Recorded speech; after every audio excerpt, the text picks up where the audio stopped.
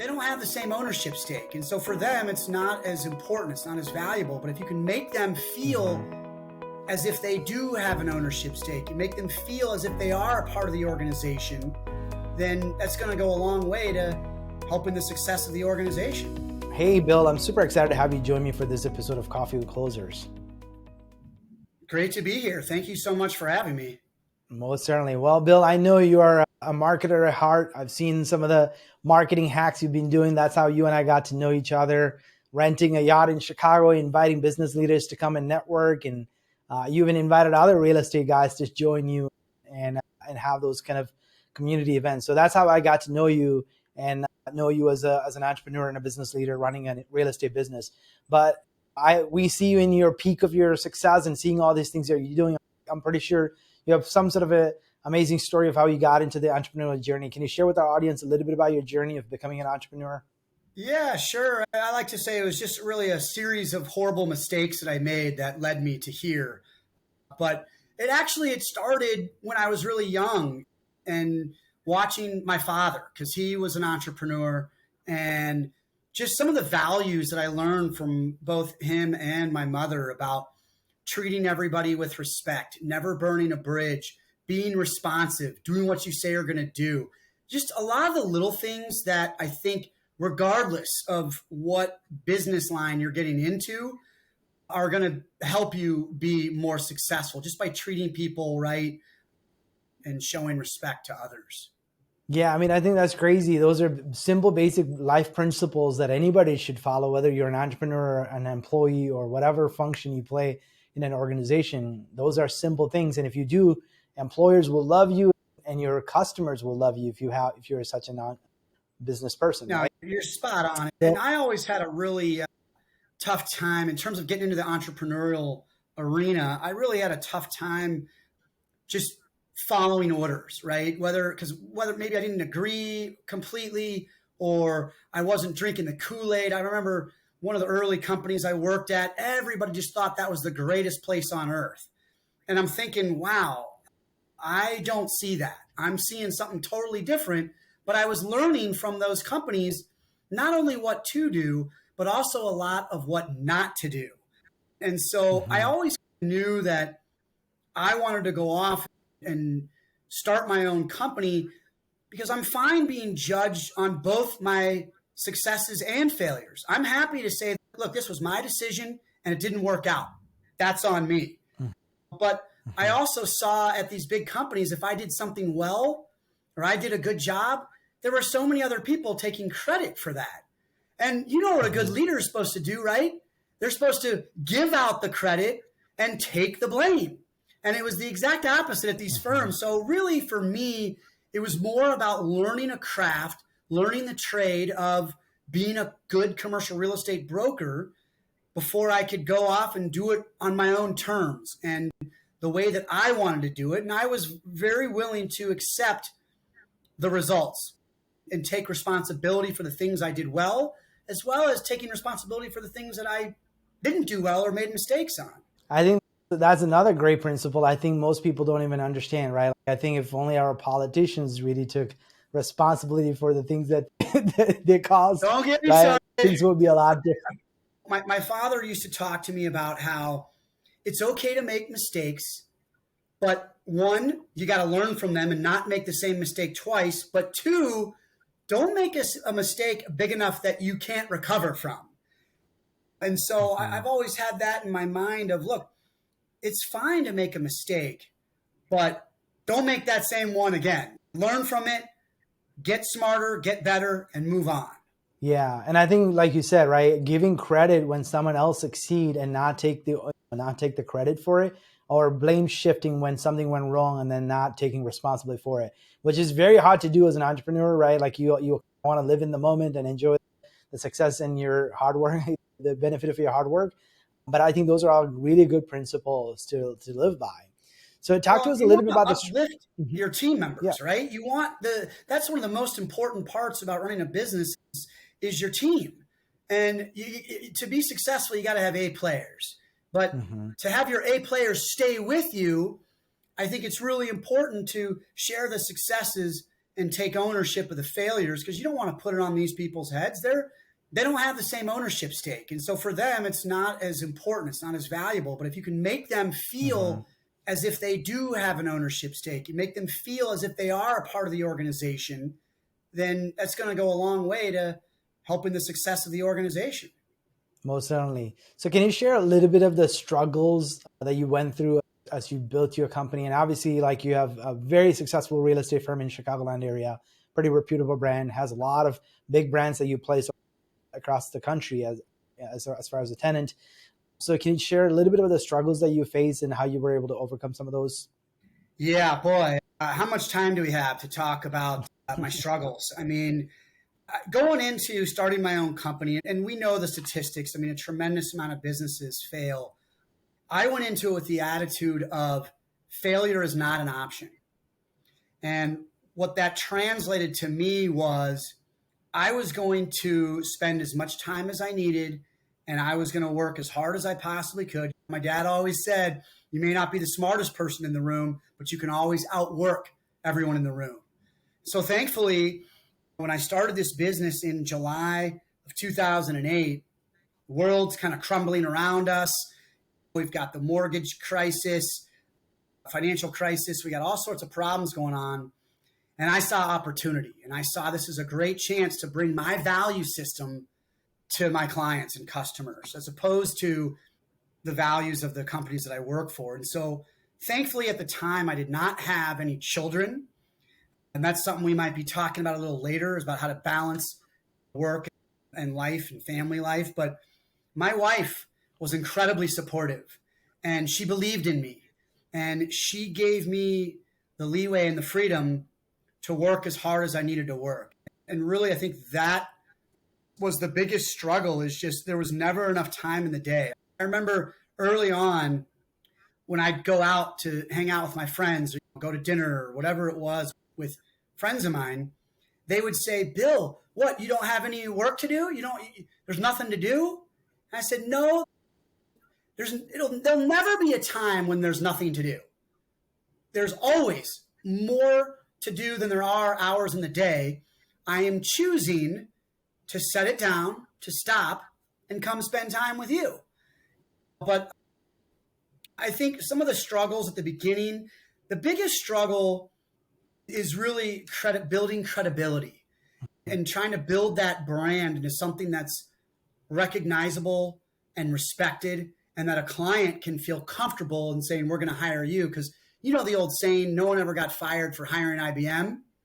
In my industry, it's no one ever got fired for hiring CB Richard Ellis or Jones Lang LaSalle. So that was always the question that prospects, why would I hire you instead of them? And I said, look, we are building this business to represent the small and medium-sized user. CB and Jones Lang were built to represent IBM, Microsoft, Google, and that's great. That's how those firms were constructed. That's what they're meant to do. They are not meant to do one-off transactions with companies that have 50 to 500 or 1,000 employees. That's exactly what we set out to do. So the beginning, Sam, it was really about fighting that credibility issue. I'll tell you one mistake I made early on. When I started the business, I was working out of my home. And back then, that was not a cool thing to do. That was not acceptable. And people would look at my business card and they'd go, 924 West Fullerton, is that your home? And I'd say yes. And I could see it in their eyes. It was over. I did not have credibility because I worked out of my home. And so I immediately got an office downtown. They look, 203 North LaSalle. Okay. That was no longer an objection. So it was just about over time finding all the various objections that I received, which, believe me, was plentiful.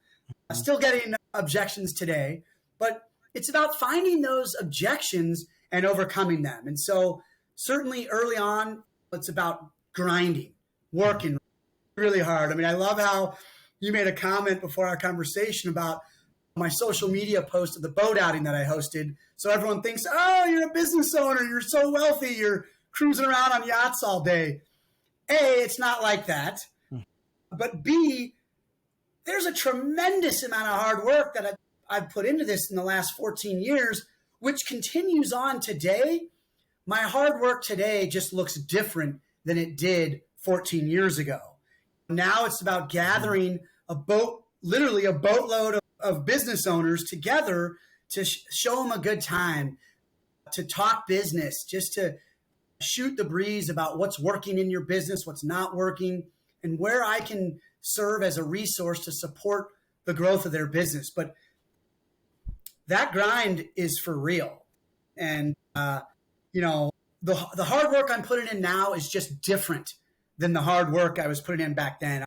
If I can share one more story, I remember going to networking events, and there's this gentleman, Himmelstein, who I've nicknamed the godfather of networking. Everyone used to complain, "Oh, Maury, you get to spend your days meeting people, making connections for those people, serving as a connector, being a relationship builder. That's what you get to do for your job. I'm an attorney and I have to bill hours, or I'm an accountant and I've got to do accounting work." And I always thought to myself, you can always outsource the actual work. No one's the best, right? You can hire people to do very good work as long as you train them properly. But I said to myself, I want to be Maury. I want to be the one that outsources every aspect of my business other than the relationship building, the connecting, and serving as a true resource for my clients and contacts. So that's was a big struggle, was finding quality people that could fill all the individual roles that, of course, at the beginning of my company, every role was mine. And guess what? I'm not good at all of them. I can tell you with pure honesty, I am not good at many things. But there are some things that I'm very good at, that I enjoy. And so I worked very hard for many years to try and find people that were excellent, that were exceptional at the things I was not good at.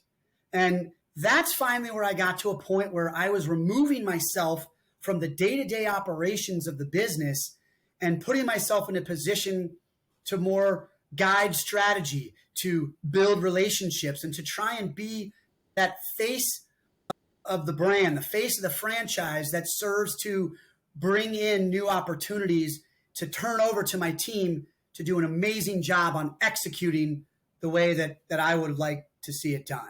Man, there's just so much information packed in there. So I think the first thing you mentioned was the credibility aspect of it. Because I think before you can go build a business, you have to build credibility. And the funny thing about credibility is it's hard to build and it's very easy to lose, right? It takes maybe sometimes years to build a credibility, and it can only take one deal that can actually ruin your entire credibility and your career and your business with it, right? That's an important lesson for most entrepreneurs. They're trying to make a quick dollar and oftentimes don't understand or underestimate what really the brand equity and what you described as the company's brand, right? And Spot on. that's really super critical. And the other thing is the humility to recognize your weakness and your shortcomings, and recognizing, hey, I'm not good at everything. I got to find A players that can actually fill in complement me, right? Where I lack in skills, they can actually fill in for me. And then I do what I'm really good at, which like you uncover, right? You got to be the guy that do the networking, be the face of the brand, build the reputation and the credibility that you want in the marketplace, then find the A players that can actually do the job better than you in some areas, right? And serve your customers just the way you would want them to be served. So I think that's an unbelievable lesson that I think most entrepreneurs probably take 14 years to learn sometimes. You're spot on. And I was just going to say, a lot of entrepreneurs, not a lot, but there are some entrepreneurs that we've all met before that think they know everything. They know all aspects and they're great at everything. And that's more power to you. You got a very healthy ego. Good for you. But as Carl Jung said, we spend the first half of our life trying to build up our egos, and the second half of our life trying to dismantle it and live within it. Huh. And I think getting to a point where I recognize that, I'm not going to be the best at all things. It was a really strong breakthrough. I think the first one where I recognized that was hiring top talent. I was cycling through very, at best, average people. And when I took a step back to evaluate why that was the case, the big glaring problem was me. I don't have a knack for recognizing talent. But when you find the right recruiter, a partner that specializes, that's their job, is to find you great people. Since I hired a recruiter, Mark Meyer's firm, ICS, he's found me the greatest talent that I've ever had on my team before. And getting the right people in the right seats, it makes your business feel like it's a rocket just being shot, being launched into orbit. You find great people and it's liberating. You feel, wow, we are capable of so much more now that we have the right people in the right seats. And so that was the first time when I said, you know what? I should not be the one searching for and hiring the talent, because that is not something I'm good at all. Yeah, and I think we as entrepreneurs, we're optimistic, so we always see the best in people and believe the best. Sometimes you might just be reading too much into that person's skills and abilities, and or maybe just see the personality type and you're like, oh, this is an outgoing person, it's going to make the best salesperson. But then you come to find out, oh, I was totally wrong about that judgment call. Well, Sam, what's the saying? Hire slow, fire fast. I was the opposite. I'd meet someone and immediately, oh yeah, you're in.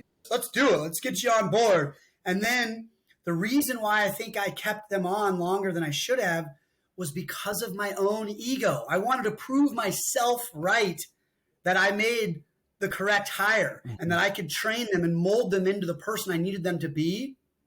And as soon as I got out of my own way, that's when things really started to take off and go much better than they had previously. Awesome. So let's talk a little bit about your personal why. What motivates you? What's your drive? That's a really good question. And there's several components of it. The first thing is about my family, making my parents proud. My parents, I was incredibly fortunate that growing up, my parents set an amazing example. They worked really hard.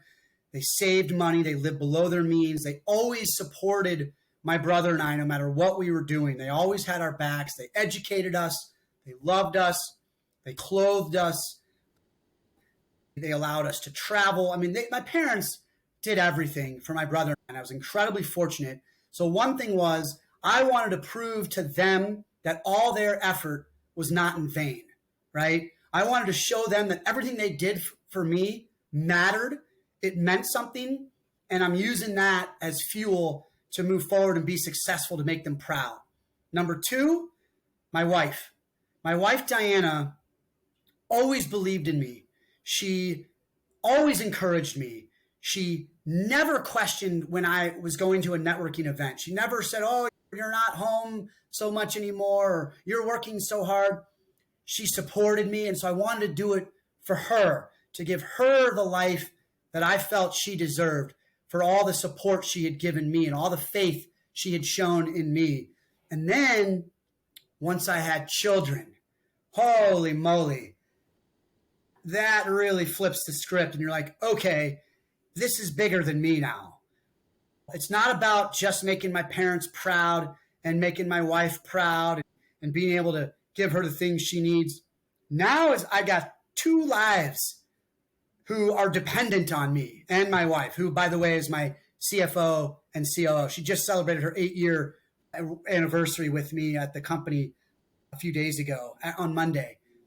But having those children, that really flips the script and it puts things into perspective about, I got to do this for them. I got to show them just what my parents showed me, how important it is to work hard, how important it is to treat people with respect, all people with respect, how important it is to show a good moral compass, good values, call people back, even if it's to tell them, no, thank you. I don't need your product or service, but I'm going to call them and say, hey, thanks for reaching out. I've got a really close person that's doing that. I don't need that. But really just trying to set an example for my children that my parents set for me, and being able to provide them the same opportunities, the same education, quality education, love, experiences, just to be able to provide them the same opportunities that my parents were able to provide for me. And then I would say that growing up, I was a bit of a wild child, right? I was not so much a rule follower. I was more of a, let's see how much I can bend the line. I'm going to go right up to the line and see how much I can bend that line before it breaks. I was always pushing boundaries. And I think because of that, there was a lot of people from my childhood that expected me not necessarily to grow up to be a criminal or anything like that, but certainly not to enjoy any sort of success. And I don't think any of those people in my childhood would say that they didn't expect much of me or they're surprised of what I'm doing now. But I just had a little bit of a chip on my shoulder that, hey, I wanted to prove these people wrong. Even though no one said you're going to be a failure or you're not good enough or you can't do it. A lot of athletes will just, they look at those, the naysayers, right? And they use that as motivation, as fodder. And I did that myself.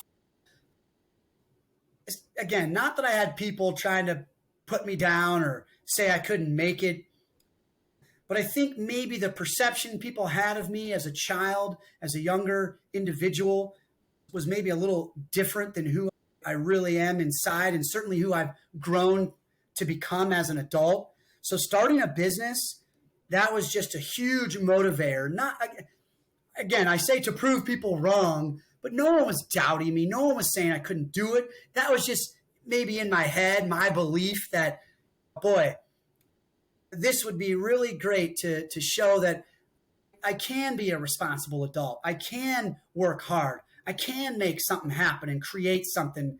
And so those were some of the things that really motivated me in the beginning and to this day to work hard, make the right choices, treat people fairly. And then one more thing that kind of has served as a motivator for me, I recognize that as a white male in America, we have so many doors just spread wide open for us. Oh, a white male? Sure, here's the keys to the kingdom. You'll be fine. Where there's so many people that, women and other minorities, those same doors are closed. And so I remember I was given a tea party chat to a group of IC stars, young men and women, and they were asking me what was my biggest fear. And that fear of failure is, gosh, as a white male, you're literally just given the keys to the kingdom. Everything is a lot easier for white males.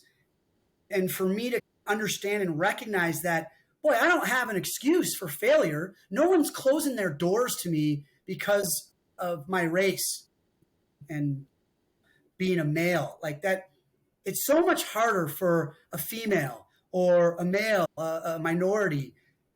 It's just, and it's unfortunate. It's sad, but I recognize that as the truth. And that was a motivator for me, because what excuse did I have if I failed? Because as a white male, things are easier. And so I wanted to work especially hard to make sure that I wasn't a failure story. And I think it's also like what you described, right? You have the positive drivers and negative driver, but you still taking ownership of your own life choices and decision to make sure that, hey, I have to work hard to not let my family and my friends and my loved ones down, but I also not going to let the negative view of other people impact the way that I live out my life, right? I have a choice to make, and I'm not going to be a victim of someone else's perception of who I am, right? And I think that getting out of the victim mindset, regardless of your color, of your skin, but I think it's still choices on you as a person to decide for yourself that I'm going to make something out of my life and I'm going to work really hard to make sure I do it, right? I think. Well, what exactly you're talking about is such a huge impact for me. It's about, in my mind, I look at it as a fixed mindset versus a growth mindset, a mindset of scarcity versus a mindset of abundance. There's a lot of people in this world, and I'm going to point the finger at attorneys because that's been my experience. They're a mindset of scarcity. I have this client, But if I introduce them to you, you could mess up my relationship, and then I won't have that client anymore. But I've always approached things with a mindset of abundance, a growth mindset. I want to learn, I want to grow, I want to share with others. I want to lift others up along with me. And that, to me, that mindset has helped me maintain a positive outlook, even in the throes of COVID, where my business just got crushed. We were just pummeled. But keeping that mindset of what can I do to support those around me? How can I help uplift others? And I remember at the beginning of COVID, we hosted a DEI webinar about why it's important to support those, to support diversity and equity initiatives. And we did a seminar of why it's important to empower women. And that's been my mindset all along, is that a rising tide lifts all boats. If I can uplift those around me, that's going to be beneficial for everyone. I don't have that mindset of scarcity where I want to protect what's mine. This is what I remember when I was first starting out in my career, and these big firms, they used to yell at me. That's how they motivate people. They yell at you.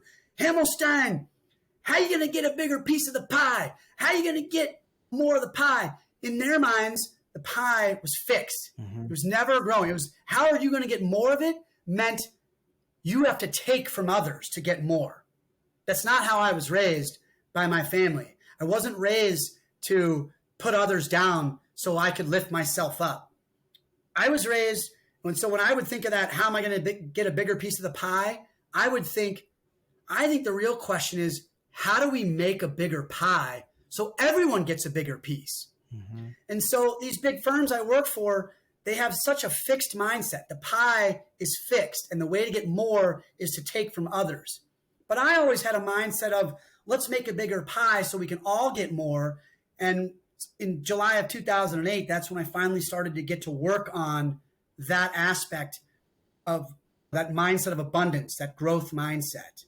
And I think when you did that event and when you invited other real estate agents and brokers and all of those people to your event, I was even thinking about it that way. And I think you may have even told me, I forgot the exact terminology you used, but it's not competition. There was a different word for it. I forgot the terminology. Maybe you used it. Oh, shoot.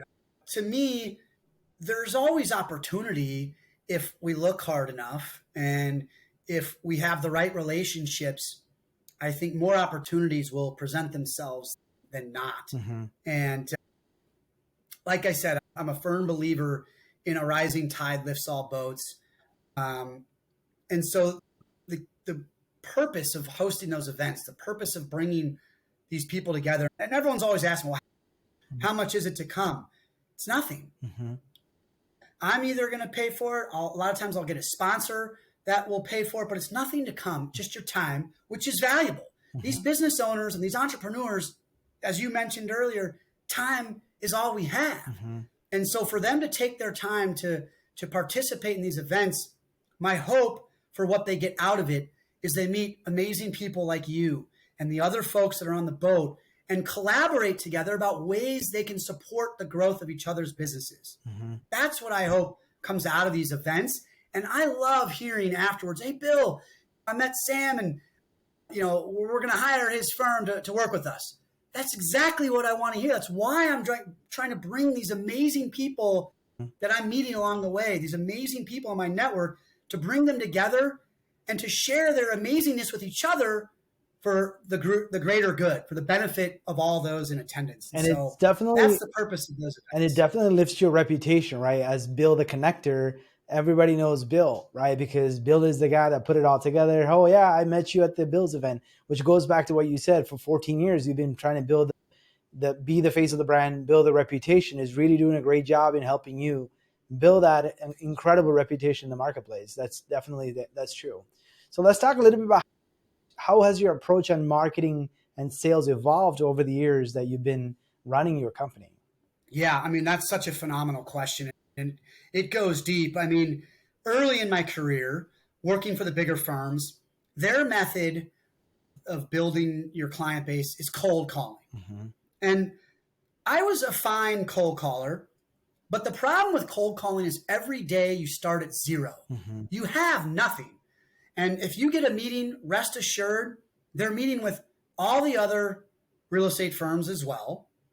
And then it's a crapshoot on who actually gets hired. But to them, it's a numbers game.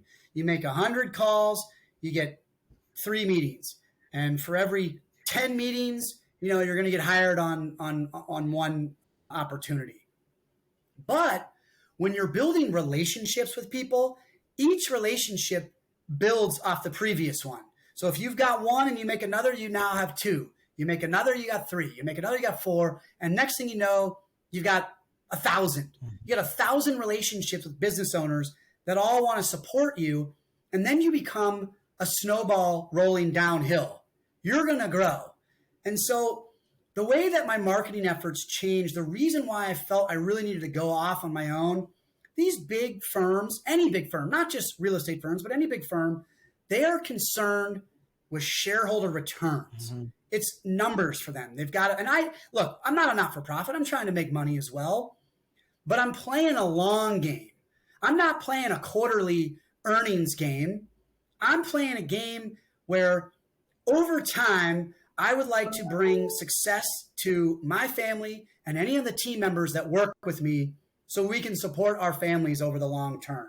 And so it went from cold calling and being very impersonal and very transactional, right? I get it. We are compensated transactionally. When our client signs a lease or buys a building or sells a building, that's when we get paid. But I wanted to essentially transform from a transactional relationship to a relationship, just a relationship where I'm doing what I can to support the growth of other people's businesses. So my focus went away from, here's what I can do for you. Let me talk about your real estate. How much space do you have? When's your lease expiring? You got to hire me because I'm the best broker out there. It switched from that to, tell me about your business. Mm-hmm. What are some of the challenges you're facing in your business? Oh, you're having trouble bringing in top talent? Let me introduce you to the recruiter that I use that's brought in amazing talent for me. Or your banker's not giving you the line of credit that you need for your business to grow. Let me introduce you to a banker that is very interested in giving you that line of credit. Mm-hmm. Or your attorney's charging you too much and they're not calling you back in a timely manner. Let me introduce you to an attorney who's going to call you back in a timely manner and not charge you so much. But just things like that, where I removed the focus from real estate and added the focus on, I want to be a resource that's there to support the growth of your business in any way that I can. And it was really counterintuitive that when I stopped talking about real estate, that's when my real estate practice started to grow. I remember pre-tenant advisory group, if I would run into someone that I knew, I could always see it in their eyes.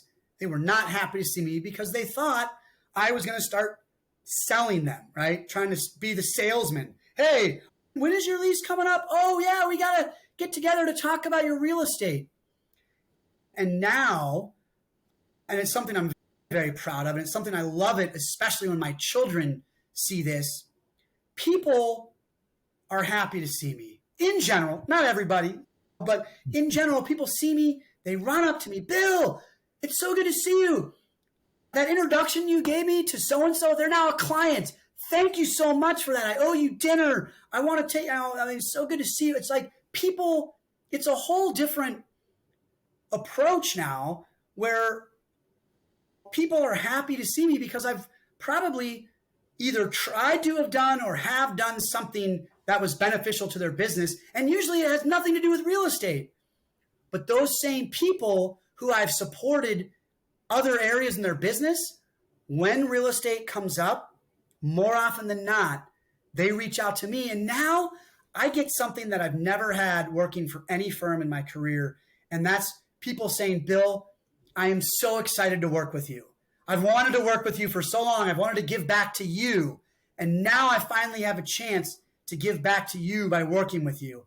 Never in a million years did I experience that working for these big firms when I was just hounding people and chasing them down and trying to talk real estate, but switching the focus to, and I think a good example is my newsletters. Mm-hmm. Maybe in the newsletter, out of the 5 or 6 different sections, there'll be one section about maybe a property we're listing or a project we're working on. But then there'll be 4 or 5 sections on the resume of the month, right? Well, I'll talk to executives in transition and try to support them in finding their next role. So we'll feature their resume, or the featured not-for-profit of the month, and we'll feature a not-for-profit in the community, or the featured business. We'll pick one of my clients or prospects and put them in the newsletter. Or maybe I'm interviewed on a podcast like this, and we'll throw that out there. But this isn't about real estate. This is about entrepreneurship and building a business and leadership. And so I think that's been a big change. And one of the things I've learned of is when CB Richard Ellis or Jones Lang LaSalle sends something out, they usually get about a 1% open rate, sometimes less, and maybe slightly more. We send our newsletters out, we get a 20% open rate, which is insane, but it's because people know I'm not going to be trying to sell them. I'm not trying to push my product or service on them. I'm trying to support the growth of their business. And I'm trying to support others in transition. And I'm just trying to uplift our community, make Chicago a better place for all those that are here. Yeah. And I think one of the things that you just highlighted, which I don't know if you've heard of HubSpot, which is a marketing automation platform. They taught one of the things, a concept that they teach is stop selling and start helping. And I think if all salespeople actually put on this helping mentality and figure out how can I be more valuable to this person and provide value and support, and when it's time, they will remember the help you provided, and they will naturally want to do business with somebody who's been helpful, as opposed to somebody who's just trying to get something out of their wallet, right? And I think you went back to the whole concept of, hey, let me connect you with this attorney, let me connect you with the CPA. I think if you think about the real estate life cycle of a prospect for you, maybe every 3 years or 5 years, sometimes even every 10 years, depending on how long their contract is, you probably may do business with them twice. But if you made helpful introduction, they might give you introduction to people that you can probably do business with, even when their contract, their lease is probably not even brought up for years and down the road. So you hit the nail on the head, Sam. Yes. Go ahead. I mean, like I said, with cold calling, you're reaching out to one person at a time who doesn't know you, doesn't trust you, and doesn't care for you. But when you can support an individual, you can support an entrepreneur in the growth of their business, now all of a sudden you've built a bond. You've helped an executive in transition find a new role. You got a bond with that person for life. And that's when they become willing to support you back. And that oftentimes, like you said, a real estate transaction might only be once every 5, 7, or 10 years. But when they're willing to support you by opening their network to you, now all of a sudden that one relationship might turn into 5 relationships. And if each of those 5 can turn into 5 more, that's called scalability. That's called building a sustainable business where you're that snowball rolling downhill that's going to grow regardless.